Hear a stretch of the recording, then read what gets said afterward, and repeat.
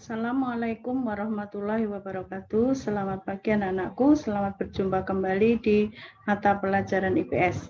Pada kesempatan ini, Ibu akan membahas LKPD atau soal IPS tema kegiatan distribusi.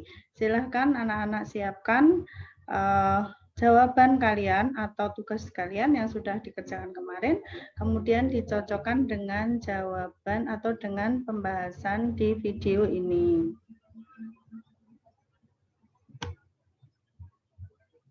Ya.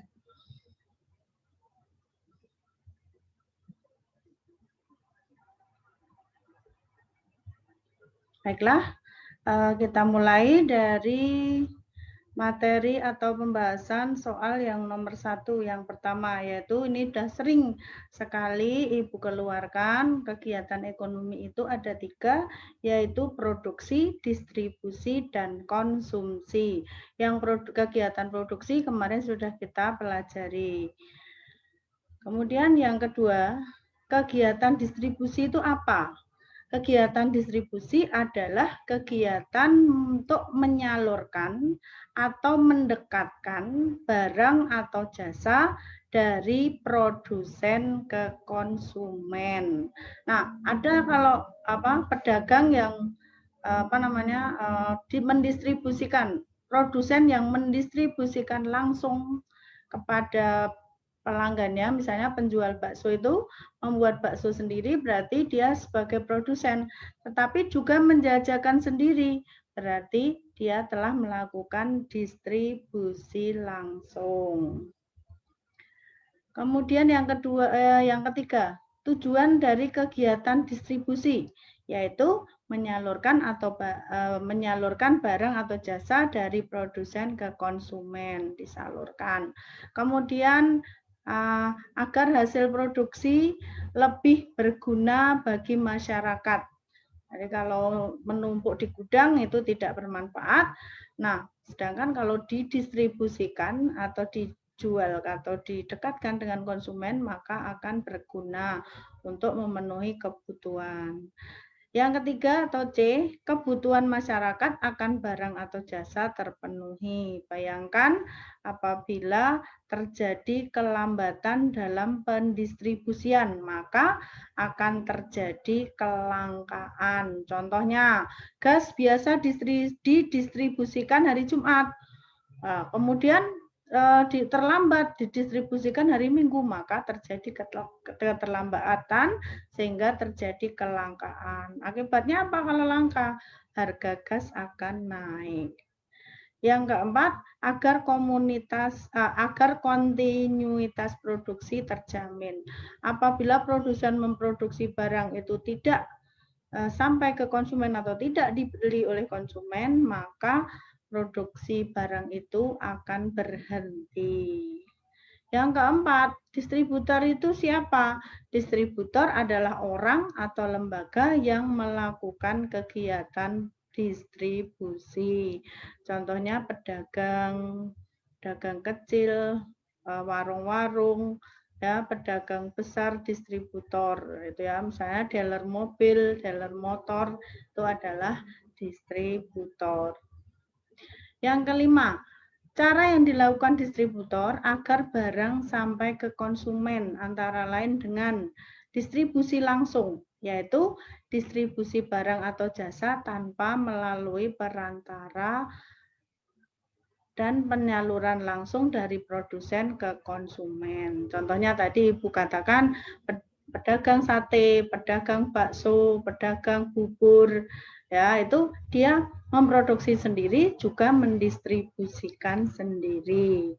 Yang B atau yang kedua yaitu distribusi semi langsung, yaitu sistem distribusi dari produsen ke konsumen melalui pedagang perantara yang merupakan bagian dari konsumen. Contoh, pabrik tekstil menyalurkan kainnya ke penyalur khusus.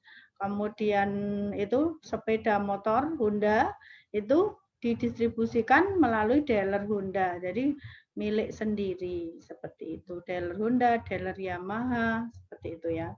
Yang ketiga, distribusi tidak langsung, yaitu sistem distribusi dari produsen ke konsumen melalui agen, grosir, pedagang kecil yang bertindak sebagai pedagang perantara. Jadi barang yang diproduksi itu kemudian disalurkan melalui agen, kemudian grosir atau pedagang besar, baru ke pedagang kecil, dan terakhir ke pengecer, seperti itu.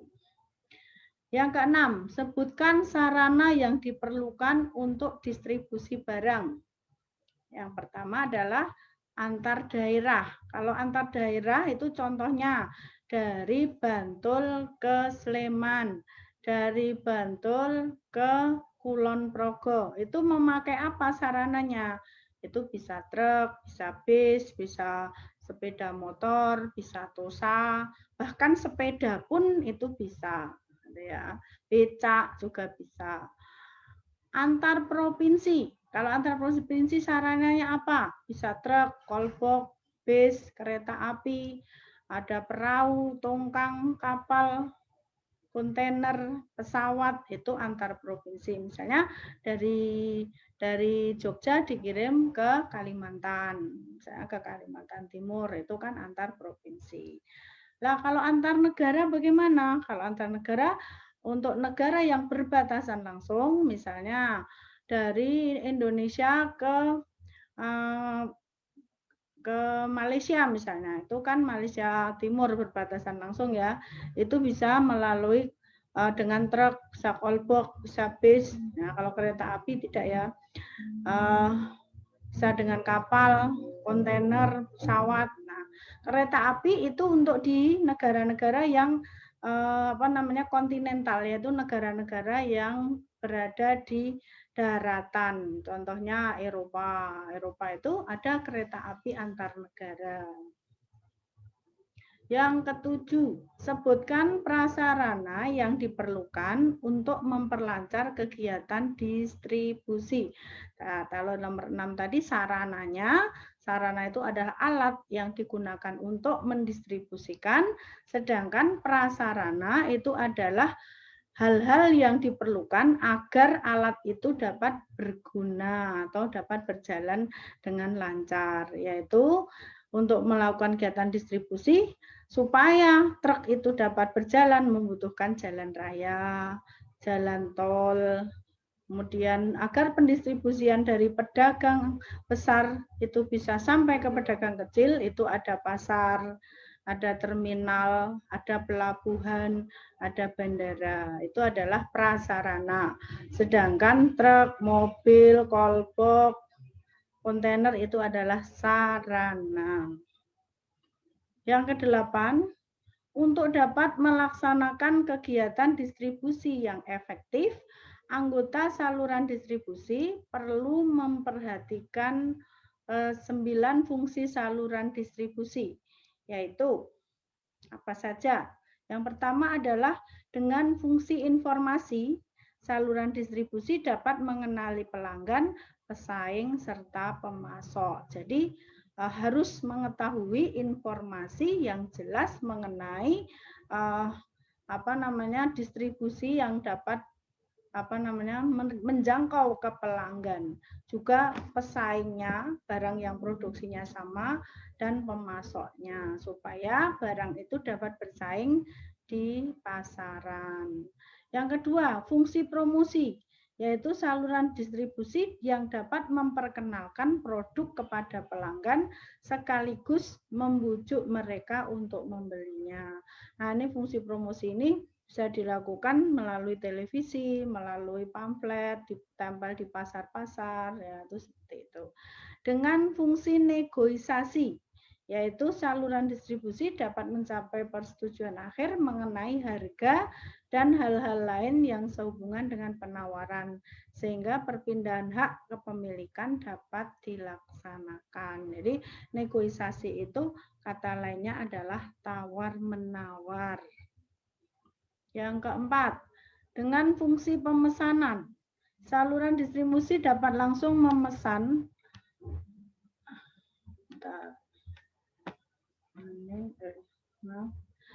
ya dapat langsung memesan atau melakukan pemesanan ke gudang atau pabrik. Jadi saluran distribusi misalnya dari produsen itu distributornya memesan langsung ke gudang atau pabriknya. Yang kelima, fungsi pembiayaan. Fungsi pembiayaan yaitu saluran distribusi dapat menentukan dasar pembentukan biaya beserta efisiensinya. Ini dibuat sedemikian rupa agar apa?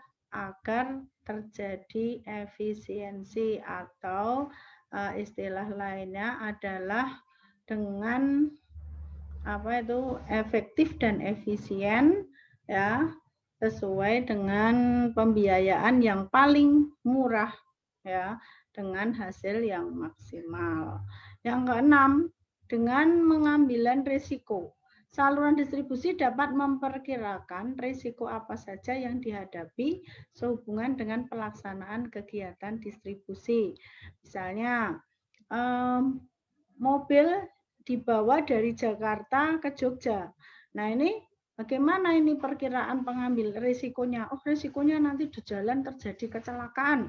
Terus bagaimana keputusannya? Oh, diasuransikan. Jadi selama di perjalanan itu mobil akan ditanggung, kalau ada apa-apa ditanggung oleh pihak asuransi. Seperti itu. Yang ketujuh, dengan fungsi fisik. Saluran distribusi dapat mengatur kesinambungan, penyimpanan, dan pergerakan produk fisik dari bahan mentah sampai ke pelanggan akhir.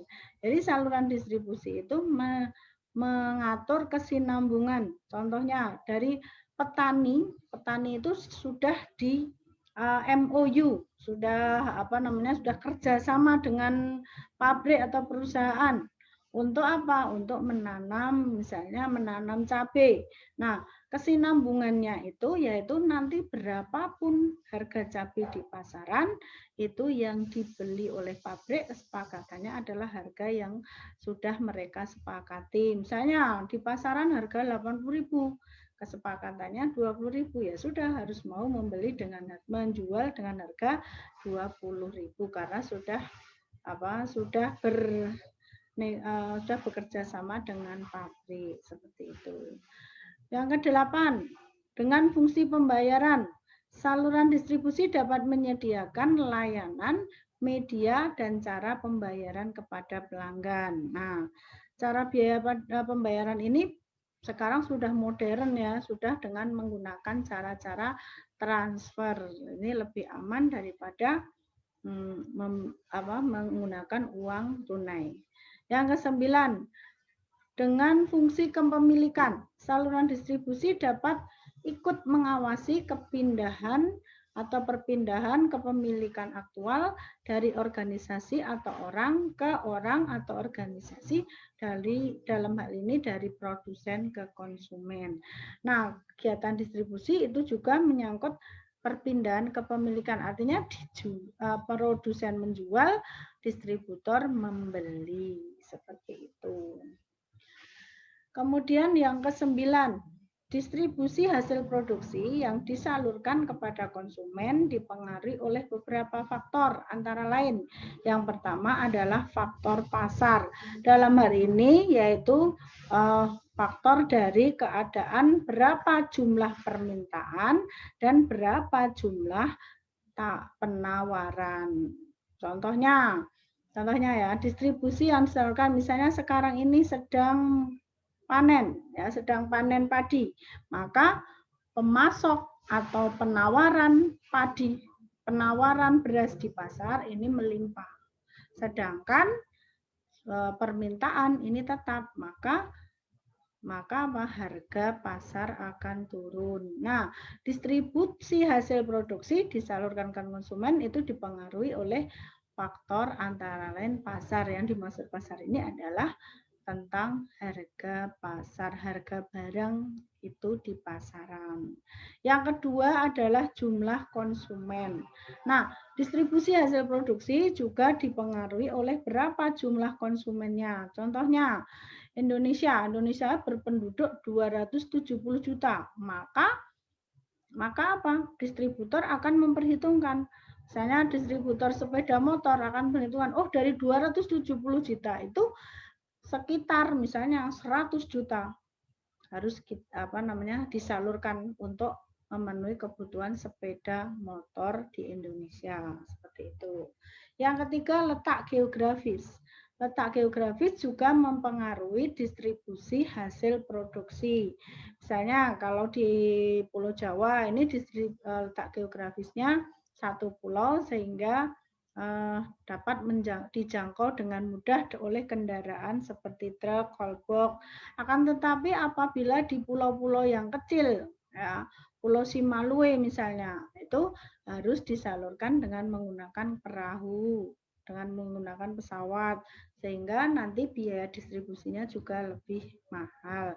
Makanya harus diperhitungkan berapa yang akan dikirim ke daerah-daerah yang sulit dijangkau oleh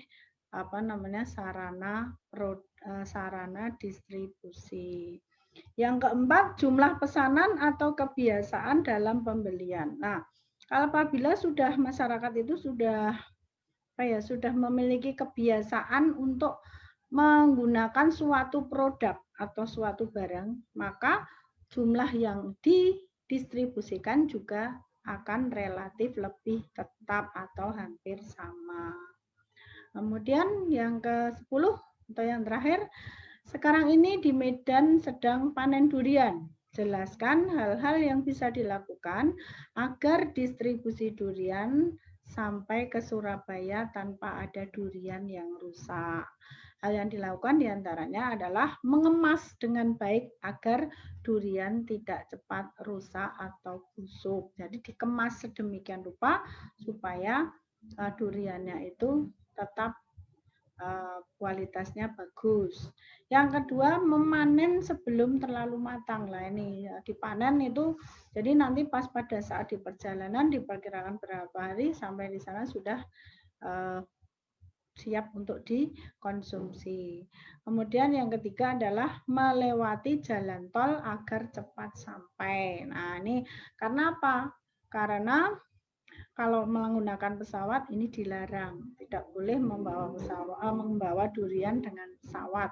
Maka jalan satu-satunya adalah jalur darat. Nah, jadi bagaimana agar cepat sampai? Melewati jalan tol, meskipun harga dari menggunakan jalan tol itu relatif lebih mahal. Yang penting barangnya cepat sampai, duriannya tidak rusak. Demikian anak-anak pembahasan materi kegiatan distribusi. Silahkan nanti kalian nilai skor dikalikan 10 ya, skor dikalikan 10. Untuk selanjutnya silahkan kalian pelajari kalian pelajari PDF yang nanti Ibu bagikan, kemudian soalnya dikerjakan. Dari Ibu sekian, Assalamualaikum warahmatullahi wabarakatuh.